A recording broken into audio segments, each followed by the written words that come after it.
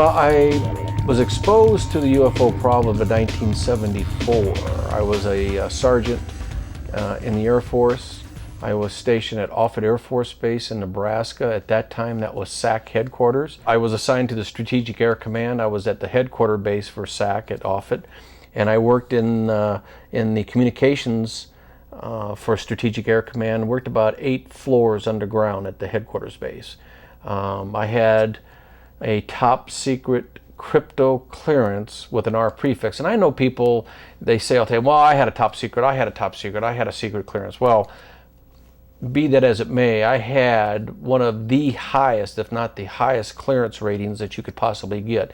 Top secret crypto, and then there was a dash, and there was an R prefix next to my name and my serial number to indicate that I was also top secret cleared plus restricted information. The fact of the matter is that if you're found guilty, the government, the military can march you out, line you up against a wall, and shoot you, and it's adios amigos. 30 years was enough for them? Yeah. I mean, did they stipulate that, hey, you can talk all you want to after 30 years? Oh yeah, it was a pretty cut and dry document that after 30 years, you can say what you want. I think a lot, and this is supposition on my part, but I think the government looks at it, okay, he's a 22-year-old male now.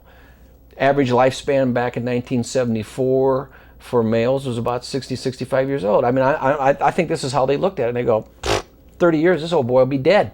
About 2 o'clock in the morning, 5 unidentified objects came in over the Pacific Northwest. NORAD, Cheyenne Mountain picked them up. It was at the height of the Cold War. Pretty much what's going on today was going on then. The Joint Chiefs of Staff, their initial reaction, I say 30 seconds, it may have only been 10, 15 seconds. The time, I don't know.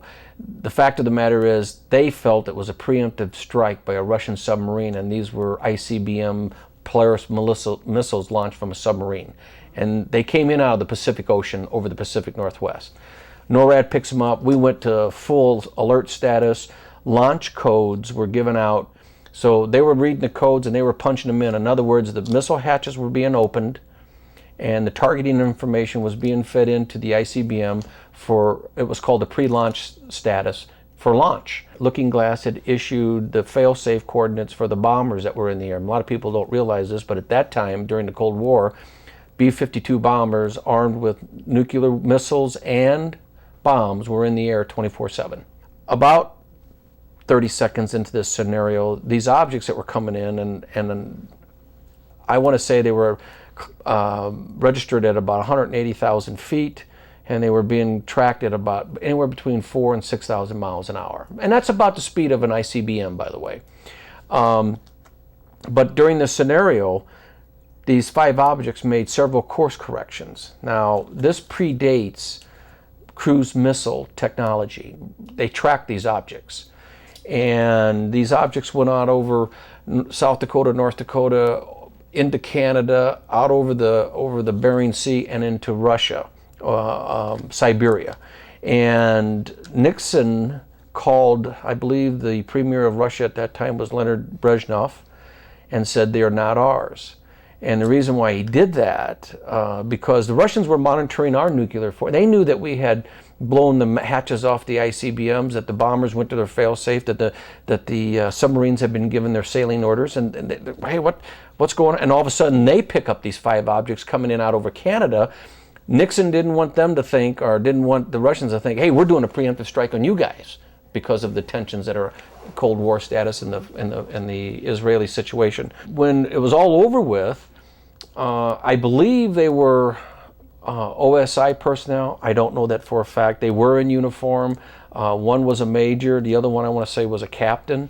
But they came into the communication, and they had clearance to come in there because they were being escorted by my squadron commander. Well, they collected all that. They collected the hard copies on the printer that were printed out, and they collected all of the carbon copy that related to this specific incident.